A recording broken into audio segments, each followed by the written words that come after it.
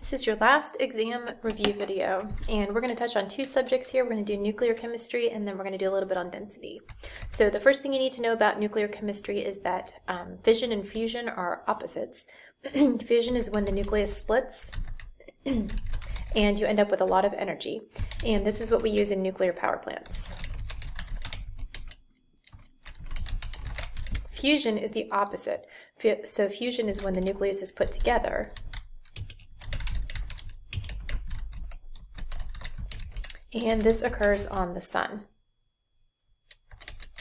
The next thing you need to know are the different particles. So we have alpha, beta, and gamma.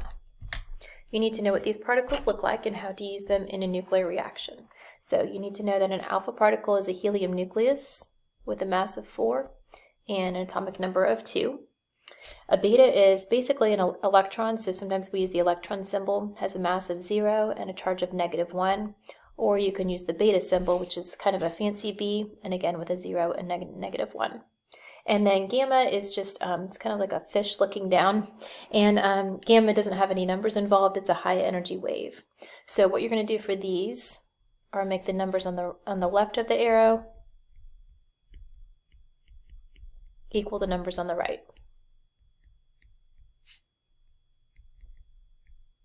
So if you start with a total mass of 238 and it's alpha decay, that means it's going to produce an alpha particle which has a mass of 4. So then the rest of the mass would be 234. So you just have to make the numbers equal on each side. Keep in mind that if you change the atomic number, that it changes the element. That's called transmutation. So you just have to use the periodic table to look up the new element. And be careful with that -1 and keep in mind that that actually makes the atomic number go up 1. And the last thing for this section is half-life.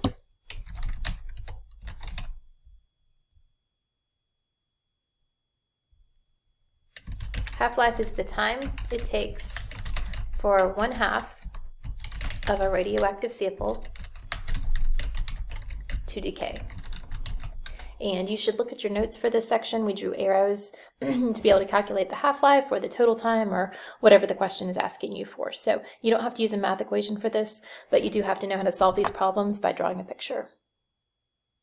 And the last thing for this exam is that we did talk about density at the very beginning of the semester, and you do need to understand density and how to solve density problems. So density is in your reference packet. It's equal to the mass over the volume. So if you're given 2 out of these 3, you can solve for the third one.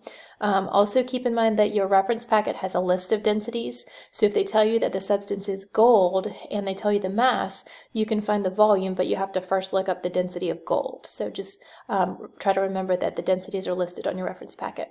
Also, we did a lab at the beginning of the semester where we watched it this time, but in normal years we would do it ourselves, where you drop metal into water and you watch the water level go up, and that's called water displacement.